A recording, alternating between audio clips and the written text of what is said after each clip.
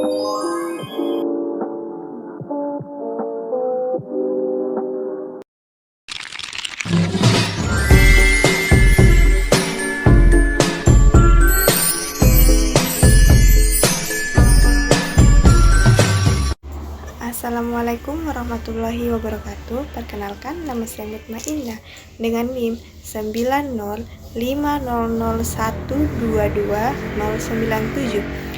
Di video kali ini saya akan menjelaskan mengenai materi yang telah saya pelajari. Adapun judul materinya mengenai sejarah singkat zakat, yang dimana membahas 3 poin. Yang pertama, sejarah zakat pada masa Nabi terdahulu.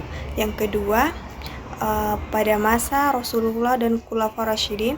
Dan yang ketiga, zakat di era kontemporer. Pertama, zakat pada masa nabi-nabi terdahulu, yang dimana praktik zakat sudah ada sejak zaman para nabi sebelum Nabi Muhammad SAW. Adapun nabi yang ketahui mengajarkan zakat yaitu yang pertama Nabi Ibrahim alaihissalam, yang dimana mengajarkan bahwa sedekah dan berbagi dengan orang yang membutuhkan sebagai bentuk ketaatan kepada Allah Subhanahu wa Ta'ala. Yang kedua itu Nabi Musa, yang dimana dalam syariatnya ada aturan mengenai memberikan 1/10 dari hasil pertanian kepada kaum kafir dan miskin. Yang ketiga, Nabi Isa alaihissalam mengajarkan kedermawanan dan kewajiban berbagi kepada orang miskin sebagai bentuk kasih sayang dan kepedulian sosial. Dan yang terakhir yaitu Nabi Muhammad SAW, yang mana zakat disempurnakan menjadi rukun Islam yang wajib bagi umat muslim. Kedua, zakat pada masa Rasulullah dan Khulafaur Rasyidin. Pada masa Rasulullah, pada awal Islam, zakat bersifat anjuran dan diserahkan secara sukarela. Pada tahun kedua Hijriah, zakat diwajibkan dan diatur lebih rinci termaksud jenis harta yang dikenakan zakat dan golongan penerimanya. Rasulullah menunjuk amil zakat untuk mengumpulkan dan mendistribusikan zakat kepada yang berhak. Pada masa Khulafaur Rasyidin, Abu Bakar As-Siddiq menindak tegas kelompok yang menolak membayar zakat dengan mengadakan perang terhadap mereka, yaitu perang Riddah.